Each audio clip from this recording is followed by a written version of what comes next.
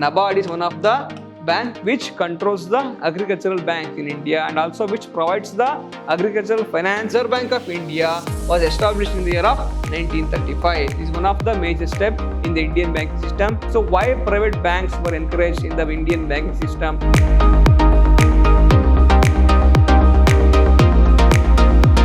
Hello my dear students, I am your AJ sir, faculty, Department of Commerce and Management, Vidyashram First Grade College, a Temple of Excellence, Mysuru. My dear students, in today's session, I am going to handle subject Management of Service for second sem BCom. The topic is Banking and Insurance, the second chapter. Let's go to the first slide. So what do you mean by banking? Why we need the banking? So before going to the introduction, let's understand what is the need of the banking in current economy. So for the development of the any country's economy, so the banking system is very important. So what is the main objective of the banking? So it is the main objective of the banking is collecting the money from the customers or deposits from the general public and also lending the amount for the investment and also development activity and providing the loans for the customers, and also it charges some interest, very small amount of interest it will collect, and also its major objective of the banking is the national building and national development. Let's go to the first slide. So in the beginning of 18th century, the British East India Company launched a few commercial banks. Before 18th century also we were having some indigenous bankers, so were providing small scale loan facility for the poor customers, but they were charging more rate of interest. They were also exploiting the customers and also they were exploiting the small poor farmers like this. Because in order to avoid this situation, so British East India Company was come up with some commercial banks in India. The Bank of Hindustan in the year of 1770 was the first Indian established bank in India. So before also we were having indigenous bankers, but it is actually fully established banks in India in the year of 1770. Next one, the East India Company started 3 presidency banks. Presidency banks means what? See, 80% of the investment coming from the private sector and remaining 20% of the investment backed by the government. That means presidency banks in India. The presidency bank, under the presidency bank system, the British India Company started 3 important banks. What are those? The Bank of Bengal in the 1806 and also Bank of Bombay in the year of 1840 and the Bank of Madras in the year of 1843. These are the 3 major banks, and these banks actually amalgamated and also established as a inferior banks of India in the year of 1921.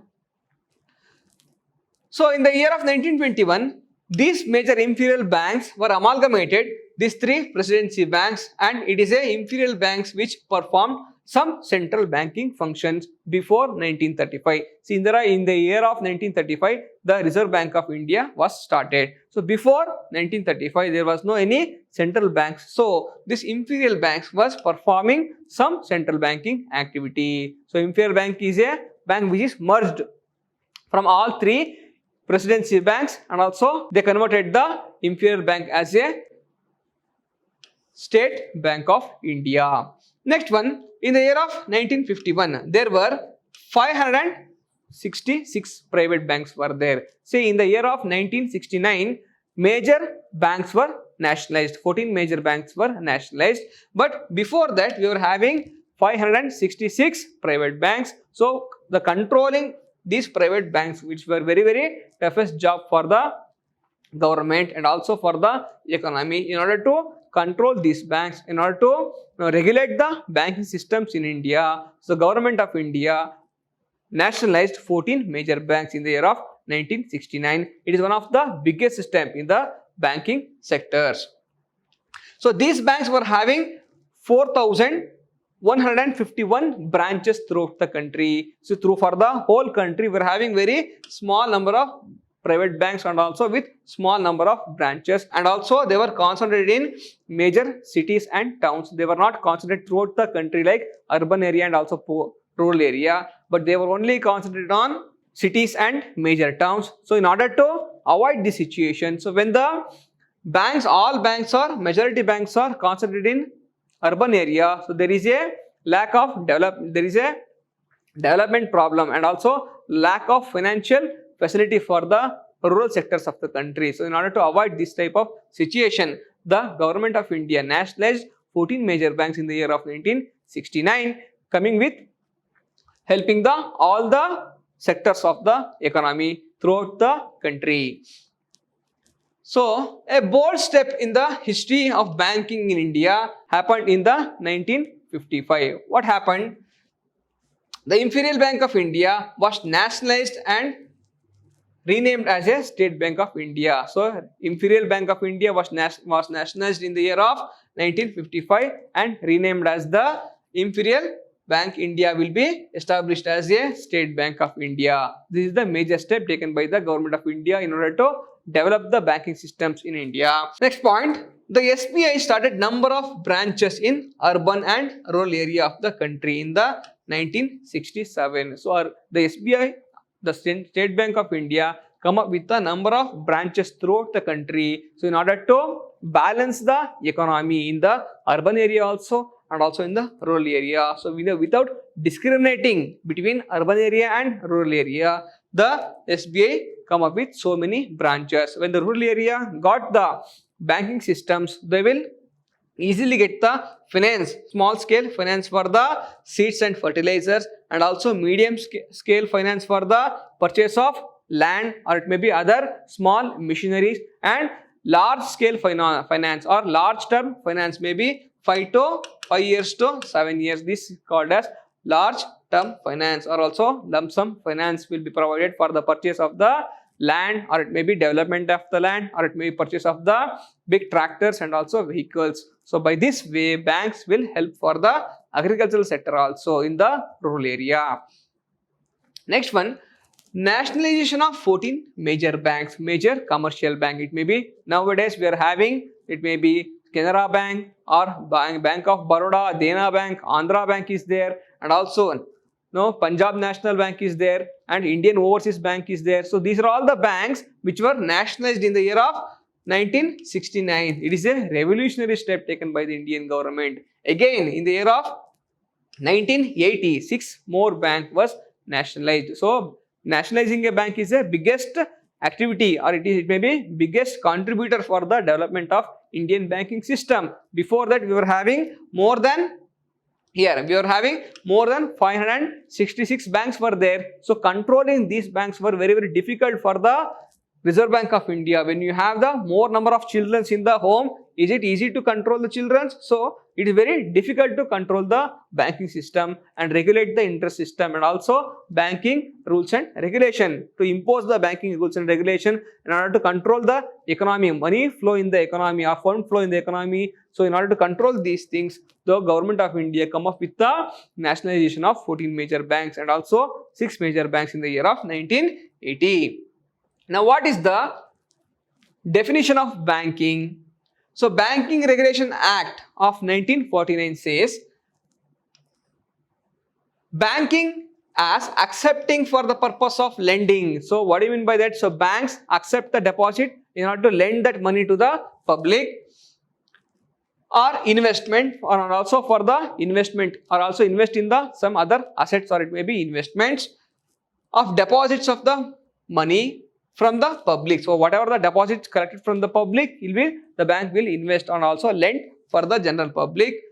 Repayable on demand, when the bank demanded the customer who took the loan from the bank has to repay, and also otherwise the withdrawable by checks, draft and others. So the customer who invested the bank, or who has deposited the money in the bank, can retake or can withdraw the amount from bank through checks and other draft and order.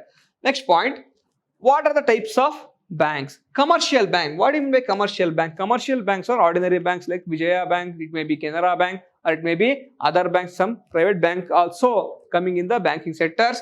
So these are all the deposit banks. That means the main purpose of these banks are the taking the deposits of the general public and also lending the amount to customers in order to get the interest. Next one, industrial bank. What do you mean by industrial bank? These banks are the exclusively for industrial development in the country. And also investment. So these banks will help to investment. So improve the investment activities in the countries. It may be, for example, ICICI.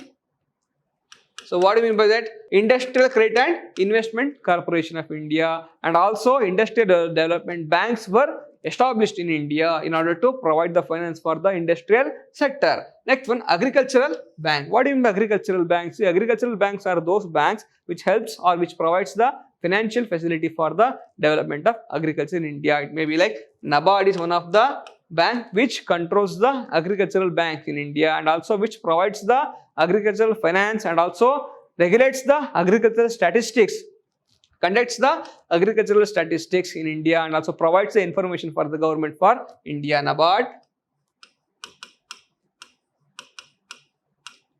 So National Bank for Agricultural and Rural Development, which was established in the year of 1982, which provides the agriculture and allied sector. Next one, Exchange Bank. So we call it as Exim Bank, Import and Export Bank. So exchange banks are banks which provides the financial facility for the foreign exchange, or it may be import the goods from foreign. So we can contact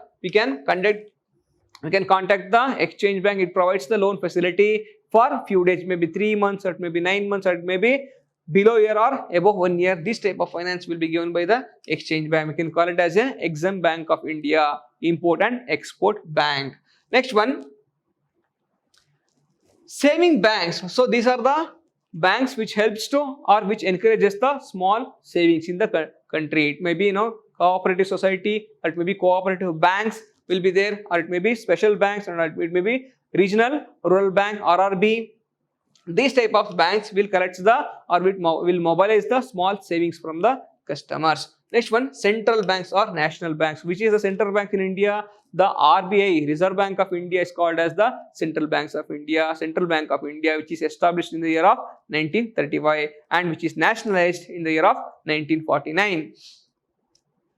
It is the highest banking or monetary institution in India. So RBI is called as Bankers Bank. So Bankers Bank means what? It provides the loan to banks and it also collects the deposits from the banks. It is all, that's why it is called as Bankers Bank. It is also called as last resort in the country, in the banking system. So whatever the problems happen to ordinary banks, they will go to RBI for the solve of their problem. Next one, Indian banking structure comprises both organized and unorganized banking. So in India, we are having both organized sectors of banks and unorganized sectors of banks. The unorganized banking sector consists of indigenous bankers and money lenders. Already explained before coming up with the banking system in India. Also we were having unorganized sectors of banking where the landlords and also money lenders were providing the small scale or small amount of loan for the poor customers and the farmers. Next one, the indigenous bankers lend money, act as a money changers and finance internal trade of India by means of hundis or internal bills of exchange. A small bills of exchange can be exchanged in the internal banks also. The hundis, what do you mean by hundis? So hundis also a type of investments where these hundis were the pledge in this type of small indigenous bankers. These are also a pledging instrument. The hundis means, so this type of activities were conducted by the indigenous bankers and money lenders. Next one, what do you mean by money lenders? So money lenders are the second element of the unorganized sector that depend entirely on their own funds for the lending. So whatever the amount they were actually having with their own money, so they were providing loan facility for the customers, and they include large farmers, merchants and goldsmiths. It may be landlords or large farmers and also merchant and goldsmiths for providing small amount of money in pledging the assets. It may be gold or it may be small assets. They were pledging the amount and also providing the small scale of finance for the customers.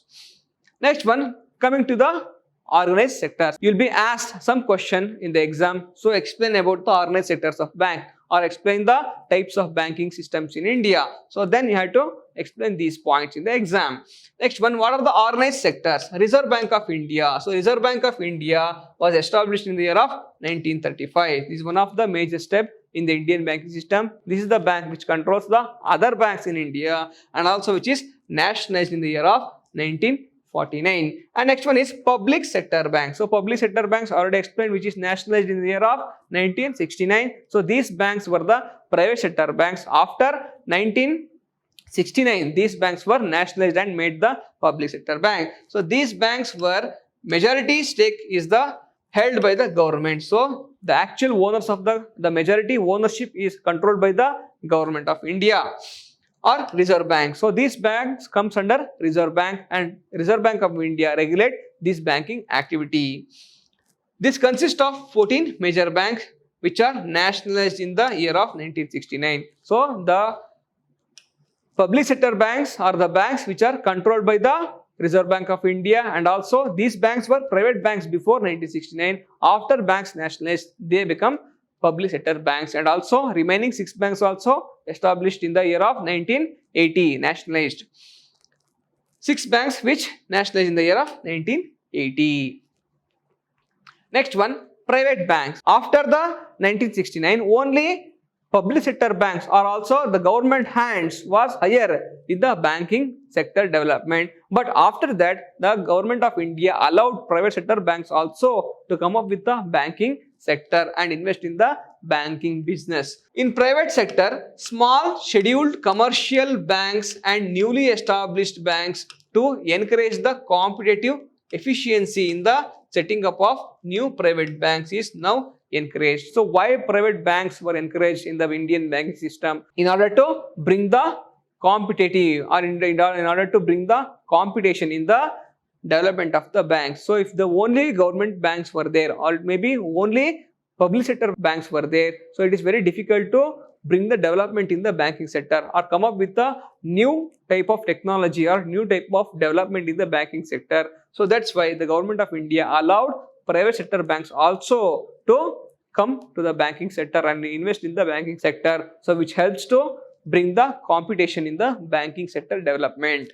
Next one, foreign banks. So in India, we were having so many foreign banks which are established their branches in India. So these called as foreign banks are registered and have their headquarters in the foreign. So actually they have registration in the foreign country. For example, HSBC, Hong Kong and Shanghai Banking Corporation. HSBC is the bank which is registered in London but operating throughout the globe. So foreign country but operate their branches in India. So they are the branches which is having in India and the actual headquarter will be in the foreign nation. Next one, cooperative banks. What do you mean by cooperative banks? It may be agricultural cooperative banks, or it means so many cooperative banks are there. Let's understand here. The cooperative banks are banks incorporated in the legal form of cooperatives. Any cooperative society has to obtain a license from the Reserve Bank of India. Any cooperative societies can come up with their banks. For example, if I am having a cooperative society, this cooperative society will establish a bank. For example, then Dhanlaxmi Bank cooperative bank is there. So many cooperative banks is there. It may be the members of the cooperative society will come up with the establishment of banks. They have to take the license from the Reserve Bank of India to come up with the banking sector. Next one, Industrial Development Bank. So what do you mean by Industrial Development Bank of India? The IDBI. So this is the objective of the Industrial Development Bank is to provide the long-term finance for the development of the industrial activity in India and also regenerate the stop industry or also old industry and also bring the new technology for the industry. So for example, I am the industrialist, I am having a factory. It is an old factory, I am having the equipments and machineries are very old one. So in order to develop my factory, if I go to the IDBI, they will provide the loan facility, long-term loan facility. And also if I am having the sick industry, I can also go to the IDBI I can ask for the loan in order to develop my industrial activity. So it was established in the year of July 1st, 1964 under an Act of Parliament. So this bank was established under the Act of Parliament. Next one, it was set up as the Central Coordinating Agency. So the IDBI was set up under the Central Coordinating Agency and also under the Act of Parliament.